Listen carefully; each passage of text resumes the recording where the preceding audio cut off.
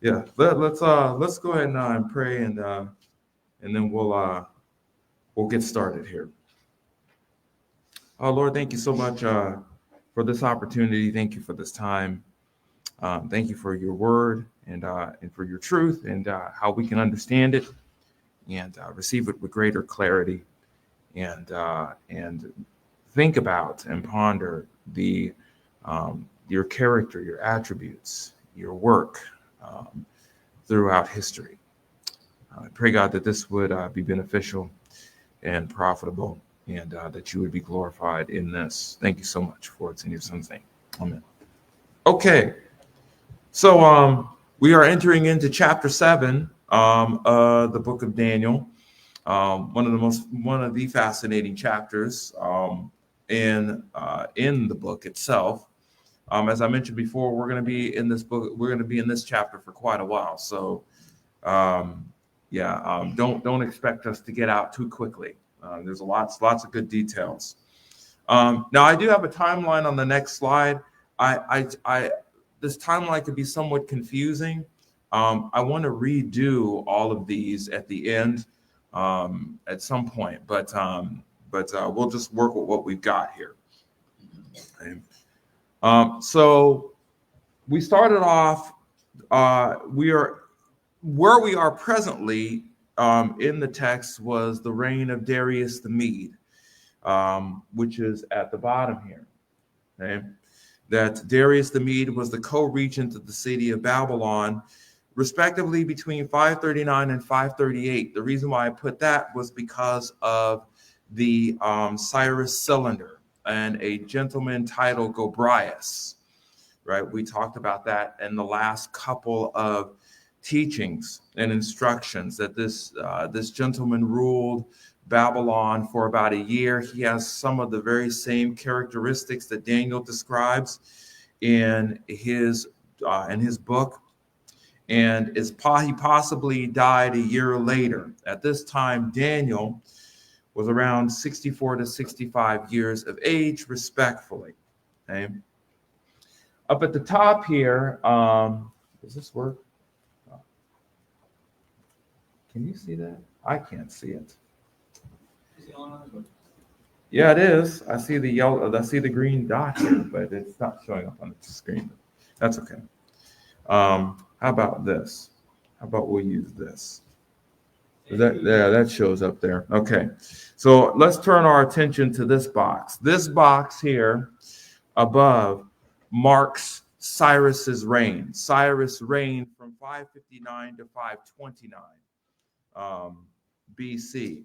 Again, that this red line here does not reflect the timeline approximation of the trajectory here. I didn't have enough room, so I couldn't put it there. So I decided to just put his here. So Daniel at the end of Cyrus's reign is about 74. Okay, Cyrus the Great conquers Nabonidus in 539 BC, which is why Darius the Mede is established as the co-regent of Babylon. Cyrus just walks in, enters in, and just takes over, and people welcome him with fanfare and things like that. If we turn our attention over to this direction, this is Belshazzar. Belshazzar, again, was the last ruler, essentially, of the Babylonian Empire.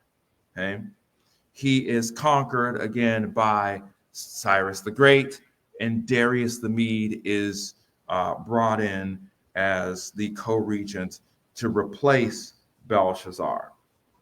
And then on this part here, we have Nabonidus. Nabonidus ruled from 555 BC to 539 BC. Of course, he was conquered as well. Belshazzar died that year, and Nabonidus was conquered and essentially cast away into another region.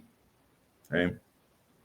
So again, I'm going to redo this at some point, but this is where we are here in the timeline, working with Darius the Mede as the minor ruler and Cyrus the Great as the major one. We because of the end of Belshazzar's reign, we are now again within the second kingdom with Cyrus the Great.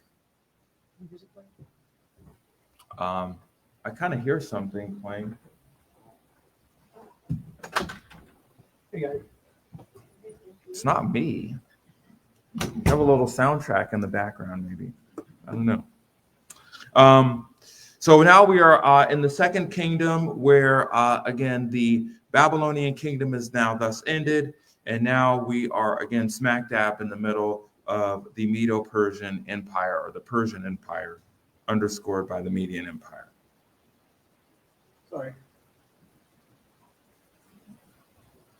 I do hear it now. It's still playing. No, it's not mine. Sorry to distract you. We're distracted. Okay. Well, I didn't notice it till you said something. Now, let's look at the previous lecture. Just like all the other works of the God of heaven, again, this is the end of chapter 6. This is to make God known to the kings of Babylon. And therefore, again, throughout the known world at large, just like Nebuchadnezzar. Again, there we ended last week talking about Darius and his proclamation, his declaration to the region of Babylon, right? And how the residents should fear the God of Daniel, right? And mentioning his works, his activity, his focus. And just like in chapter 4, where Nebuchadnezzar writes basically his testament of those who, basically those, man, that music in the background. So now it's bothering me now. See, I was cooking, man. Now it's I can't. Okay, let's reset. Just like all the other works of the God of heaven, this is to make him, that is God, known to the kings of Babylon, and therefore throughout the known world at large, just like Nebuchadnezzar, right? Same thing we see in chapter 3. In chapter 4, we see it at the end of Daniel chapter 6, right? Okay, let's go ahead and enter into chapter 7, verse 1. Tons of details here. Daniel writes this: in the first year of Belshazzar, king of Babylon, Daniel saw a dream and visions in his mind as he lay on his bed. And then he wrote the dream down and related the following summary of it. What? Daniel, in chapter 7 of his account, begins with the historical time marker. And if you're paying attention, it looks like we're going back in time. We're going back in time where Daniel mentions Belshazzar. Wait a minute, the king of Babylon. We just got done talking about Darius the Mede in the Medo-Persian Empire, and now in chapter 7, we're going back to the Babylonian Empire. What is that? Well, let's see here. Belshazzar, again, Aramaic word occurs 7 times in the scriptures. This word only occurs in the book of Daniel, nowhere else. This is the same king that is discussed in chapter 6? No, chapter 5. Yes, chapter 5. Under the ruler Nabonidus.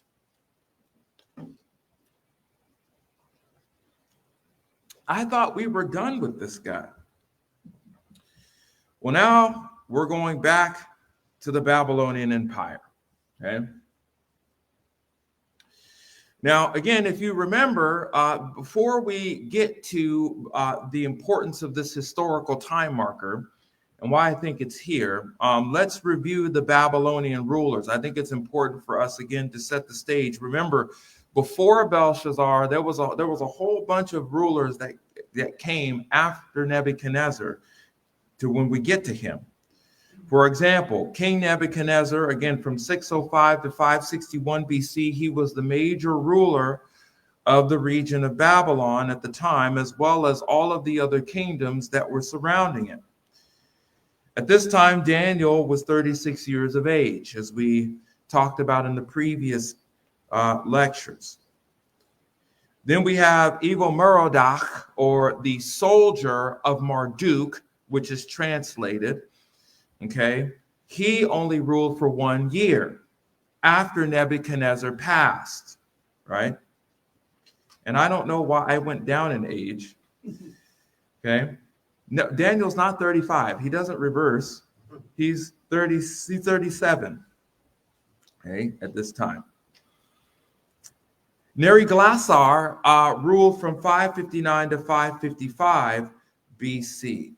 Okay, and then at that time, Daniel, I would say, is approximately about 41 to 42 at that time.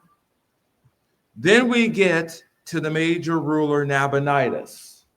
Nabonidus ruled from 555 to 539, again, when he was conquered by Cyrus the Great, right? At this time, during the start of King Nabonidus' rule, Daniel's about 58, okay? Then we get to Belshazzar. Now, Belshazzar, not Darius the Mede. I almost got confused because I was like, wait a minute, I'm working with all these timelines here. I hope I'm getting this right. And then I had to double check, and I got it right. Okay. So Belshazzar, his reign was 11 years, from 550 to 539. Okay.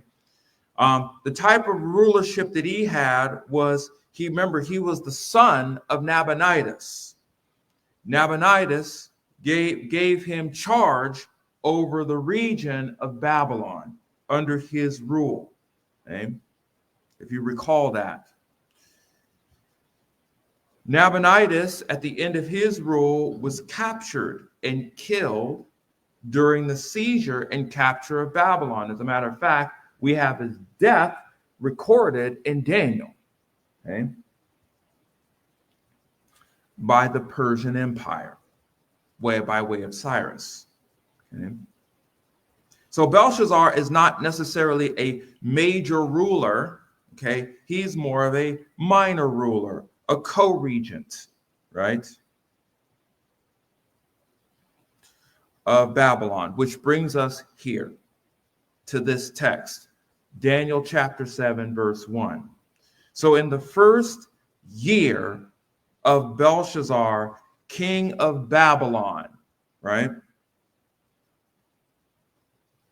Since we can track the reign of these rulers, which is really kind of neat, and the approximate age of Daniel, it would seem that Daniel is probably about 60, 63, somewhere around there. Since what Daniel is describing with this time marker happened in the first year of his reign. I actually appreciate these time markers here. Again, these historical accounts mark time. They don't mark time the same way we do. We read kind of our history books, in 1843, this happened. In 1649, this happened. This battle took place, so on and so forth. This is very similar to the way that Daniel is writing. In the first year of this king, this happened. In the second year of this king, this happens. We see this all throughout the Hebrew texts, right? This is the way that they mark time,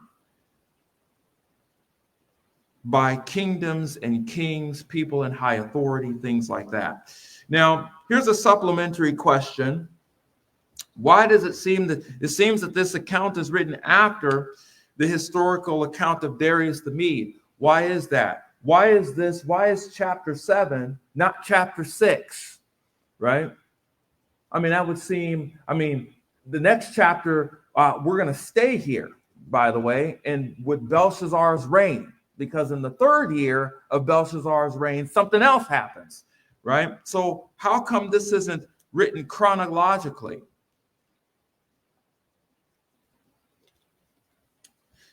I believe I'll seek to at least give a possible answer to this question, which is found in the text, I think. In the first year of Belshazzar, king of Babylon, Daniel saw a dream and visions in his mind as he lay on his bed, And he wrote the dream down and related the following summary of it. Let's take a look at a couple of words here, and then I'll give you what I think is happening here, and why I think it's here and not earlier. The word saw is kazah, the Aramaic phrase here.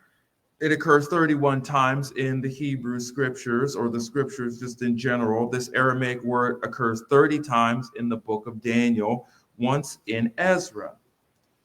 This word corresponds to the Hebrew word kazah, okay, which means to see, to look at, to behold, as in to focus on something intently, or to perceive something, right? To recognize something. This word in this context, that is kazah, means to physically see, to physically look at, to gaze at. And this word is used to underscore how one, that is Daniel, visually sees the details of what the God of heaven shows him to see. So this word saw in the Aramaic, for the most part, is used for when God reveals something specifically to Daniel and he sees it visually. Okay?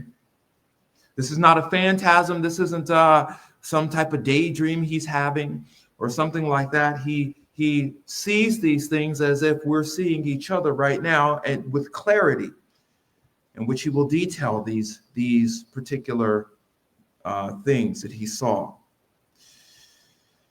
Dream is the Aramaic word kalem. It occurs 22 times in this text. It only occurs in Daniel. The Aramaic word corresponds with the Hebrew word halam, meaning to dream. Now, it could be an ordinary dream, as one is just sleeping, and that occurs naturally, or it could be a supernatural one given by God, depending on the details of the text. Again, this word in this particular book occurs with the activity of the God of heaven revealing details to humanity. This word is also used of Nebuchadnezzar when he had his dream in chapter 2, and it is also used of Daniel in various places between 2 and 7, chapters 2 and 7. But that's not only that, he had a dream and a vision. The word vision in this text in verse 1 of chapter 7 is kazev. Again, this word occurs 12 times in the scriptures. It only occurs here in Daniel, and it's associated with the word kazah. Of course, you could see that within the word itself, kazev. Okay.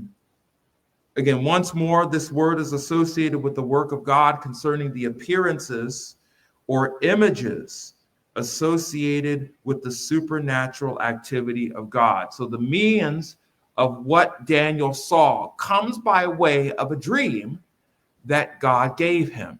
And he was able to see that with clarity. Let's take a look at another Aramaic word here in verse 1, where it says that he related. Daniel saw the dream and the visions in his mind as he lay on his bed, and he wrote the dream down and related the following summary. Amar is the Aramaic word. We've seen this word before. This word occurs 71 times in the scriptures, 65 times in Daniel, the rest in Ezra. It's actually not related. It actually means to tell, okay, or to speak, to declare. So it seems that Daniel had this dream while he was laying on his bed. It impacted him so much that he possibly had someone come and relate. He told the dream for them to write down. Now, he has this ability to do this because I'm convinced he's probably the third in command of Babylon, based upon the interaction that he has with Belshazzar. Okay, even though he might not have the robe on and things like that, he's pretty prominent, chief of the magicians. of the Magi, so he has some authority here. Okay. So he sees this, he brings probably an attendant here, and he tells him, he relates to this attendant to write this down. And since these are his own words, Daniel gets credit for this. Summary, resh is the Aramaic phrase, 14 times in the Hebrew scriptures, 13 times in Daniel, once in Ezra. It is translated in various contexts as chief, head, or sum in terms of an amount. So he related basically the details. Okay? This Aramaic word corresponds with the Hebrew word rosh, which means the same thing: chief, head, sum, or amount. So this word underscores that a person speaks, declares, tells the explanation of a particular event or happening, the details, the important points of this particular dream that Daniel had. So putting this all together with all the words and phrases, essentially, it seems that sometime after he had this dream, it was so important that Daniel had decided to write down, I believe by way of an attendee, the essential details or the sum of what the God of heaven revealed to him. And he takes this and marks this with a time marker, right? Since this was not just some normal dream, it is clear that Daniel kept the main details of the vision that he saw and wrote them down some other time, particularly in the first year of Belshazzar's reign. Matter of fact, we see this at the end of Daniel chapter 7, verse 28. It's kind of an interesting thing. After Daniel has this particular dream, he says this. He goes, "At this point, the revelation ended. As for me, Daniel, my thoughts were greatly alarming me, and my face grew pale, but I kept the matter to myself." Interesting. In other words, he didn't write down these details right away, right? He possibly pondered it for many, many days, perhaps many weeks. Okay? The word myself is the Aramaic word leb. It corresponds with the Hebrew word that's spelled the same way. We talked about this particularly when we went into Ecclesiastes. It shows up all over the place, right? If you remember, this word discusses the location of the understanding and the thinking of a person. Okay? The dream or vision that Daniel had experienced had impacted and overwhelmed him to an immense degree where he kept the details of the dream. I mean, think about this. If God gave you something this vivid, would you forget this? I don't think you would forget this. Okay? We see the physiological responses of Daniel in verse 28, that his thoughts were greatly alarming and his face grew pale, right? He was pretty impacted by what he saw. And so later on, he had detailed these particular dream. So a couple of thoughts here based upon the context. It could be possible that Daniel had been given the vision and dream in the first year of Belshazzar and then wrote it down much later. Okay? Due to the remembrance of the vision, if he's been pondering this for a long time and keeping these details in his mind, of course, he's ruminating over this. It's really fresh. It could be possible that he wrote this down at another period. This, by the way, would be very consistent with the way that Hebrew history works. As a matter of fact, we saw this In Revelation, if you recall, this linear cyclical kind of type of historical writing, where there's an historical event that occurs and we kind of move forward, and then somehow we rewind the clock back and fill in gaps with that particular historical event that occurred. Again, we see this in Revelation 2, the way that it's written. We also see it in Genesis. Genesis 1 moves forward 7 days. Genesis 2, rewinds the clock back to day 6 to talk about the creation of male and female. This happens all the time. It seems like this type of historical, shall we say, way of writing is found in Daniel as well, with these important markers. In chapter 5 of Daniel, we see essentially the desolation of the Babylonian Empire. Now we're going back and kind of filling in gaps concerning this particular period of Belshazzar's reign. Again, much like Daniel, much like the book of Genesis, 1st and 2nd Kings, Chronicles, and even the book of Revelation are written in what I would call a linear, cyclical manner. We move forward and then we go back and fill in gaps. Move forward and then go back and fill in gaps. Move forward and then go back and fill in gaps. It seems to carry on the same pattern. Okay.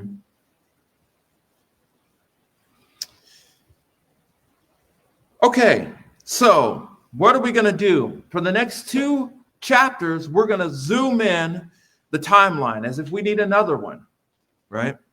We already have a grand timeline we're working in, but now we have a one that we need to zoom in specifically now and look at Belshazzar's timeline a little more closely, because the next 2 chapters are related to this. Okay? Of course, we see in 550 BC, Belshazzar becomes the vice regent of Babylon, where Daniel is now 63 years of age. Of course, there we go. Daniel is given the vision or the dream of the Lord. That is chapter 7. In the year of Belshazzar's reign. I should have put 550, but never mind. I went to public school, so.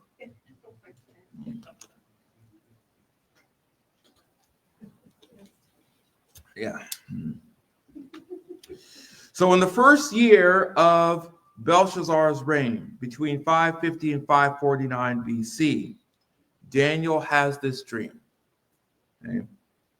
And this dream is given by the Lord, of course. And then we have the end of Belshazzar's reign here. Whoops. I still haven't gotten used to this. Which he is conquered by Cyrus.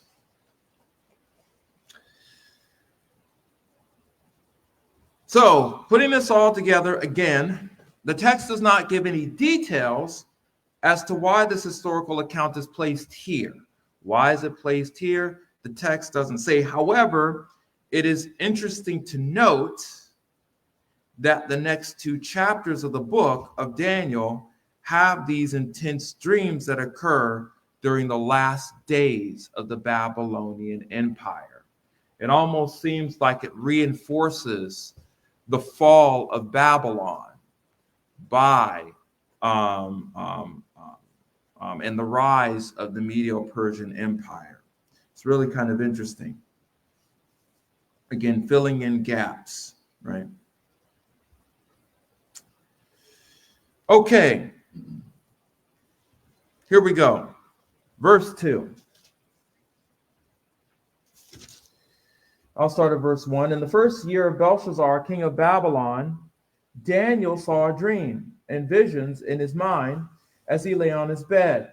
Then he wrote the dream down, or spoke them, and related the following summary of it. Daniel said, I was looking in my vision by night, and behold, the four winds of heaven were stirring up the great sea. Let's take a look at a couple of texts here. First of all, let's take a look at the word night. The word night is lalecha. This Aramaic word occurs 5 times in the scriptures. It only occurs in the book of Daniel, interestingly enough. This word, of course, is translated night, and it underscores the time of day, or the time that this occurred. In the context here, this concerns the time when Daniel saw his vision. As a matter of fact, it seems that particularly within the book of Daniel, the God of heaven likes to give revelations during this particular time. As a matter of fact, we see this with Nebuchadnezzar, where Daniel prayed to ask God to reveal the details of what Nebuchadnezzar had dreamed, as well as the explanation of it. And this is what is written. So Daniel went in and requested of the king that he would give him time in order that he might declare the interpretation to the king. Then Daniel went to his house and informed his friends, Hananiah, Mishael, and Azariah, about the matter, so that they might request compassion from the God of heaven concerning this mystery, so that Daniel and his friends would not be destroyed with the rest of the wise men. Then the mystery was revealed to Daniel in a night vision. And then Daniel blessed the God of heaven. That word night is the same word here in chapter 7.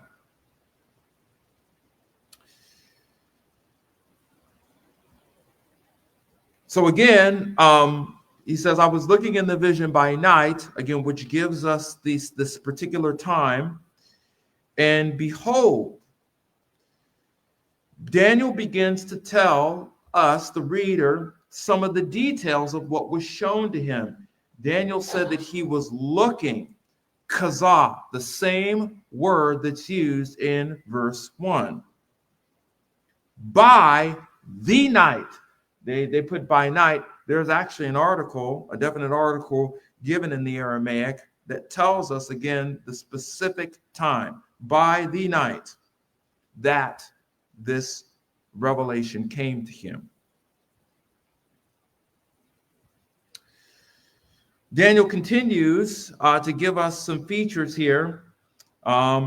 He says, and behold, again, this is a word that this is a word that underscores focus, right? The four winds of heaven were stirring up the great sea.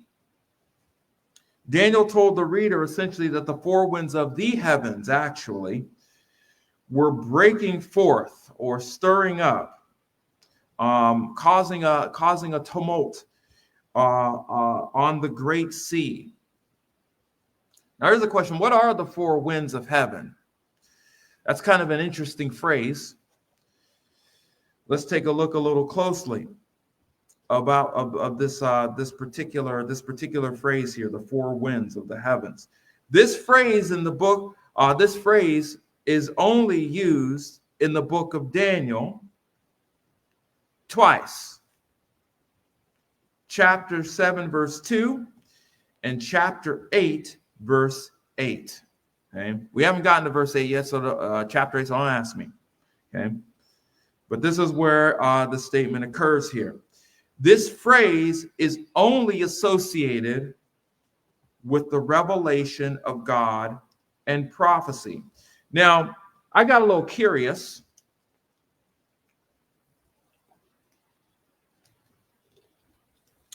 And I decided to, just for the sake of just research, looking at the Greek scriptures. I was very curious about this because I wanted to see if there was maybe some consistency or some sort of pattern. And I looked in the Greek scriptures as well. This phrase also occurs here too, or something like it. In Mark chapter 13, verse 27, during the time of the end of Jacob's trouble, concerning Israel and their physical deliverance from essentially the conqueror. We see this. Then he will send forth his angels or his messengers, and he will gather his elect, that is Israel, from the four winds, from the farthest end of the earth to the farthest end of heaven, right? So north, south, east, west, all over the place, right? The four winds in chapter 7, that is, the reason why I noted this is because, again, this is prophecy from Jesus concerning essentially Israel that he's teaching his disciples. We see the same kind of language, right? This prophetic language here in Daniel, very similar. The four winds in chapter 7, it seems, are to get the attention of Daniel and have him focus on the great sea that is before him. This is emphasized with the Aramaic word behold. So he mentions this in chapter 7, verse 2. Daniel said, I was looking in the vision by night, and behold, the four winds of heaven were stirring up the great sea. So the attention is now focused on the sea, the great sea, the large sea. Right?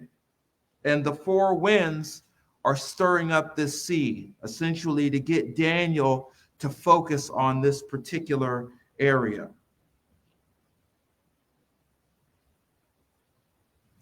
And we continue in verse 2.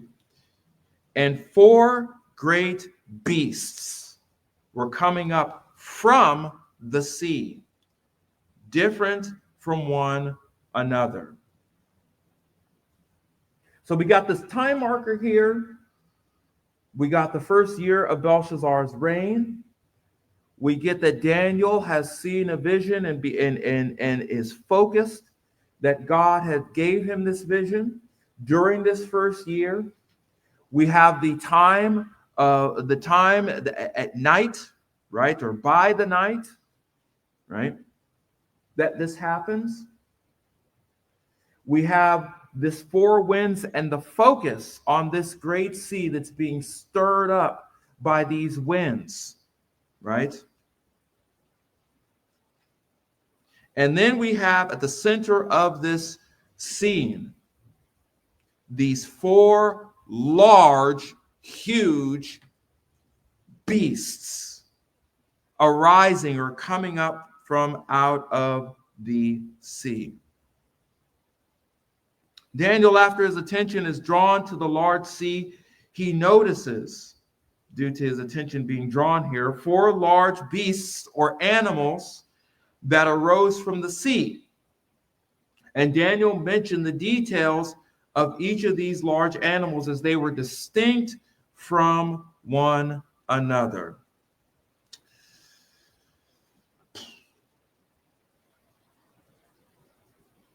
That's all we're getting.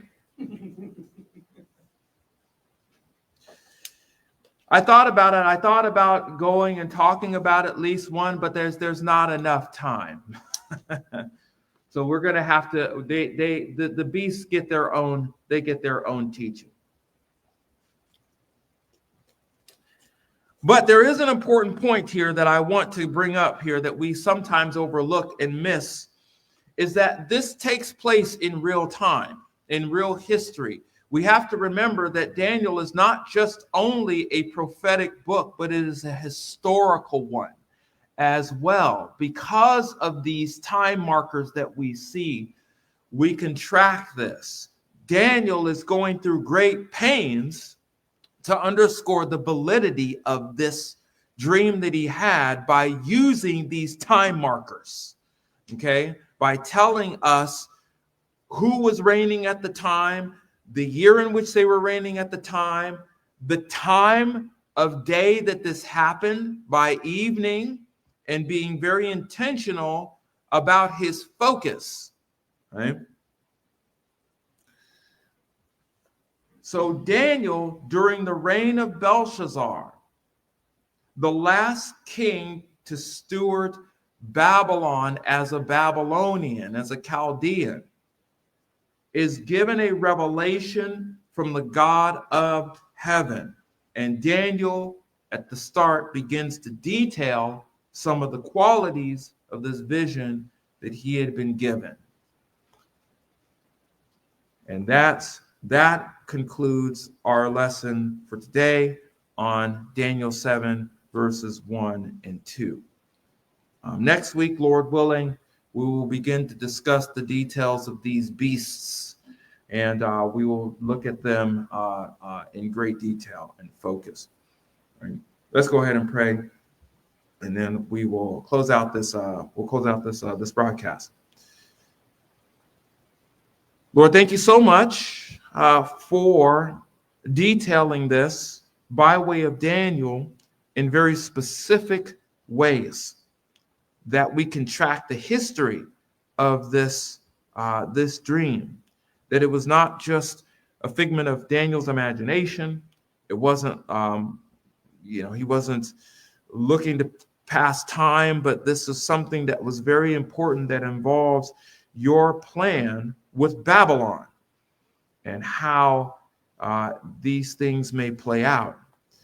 I pray, God, that we would continue to think and ponder, again, your word, and how, again, you are the God who reveals mysteries, and you are the God who reveals history. Thank you again so much, for it's in your son's name. Amen.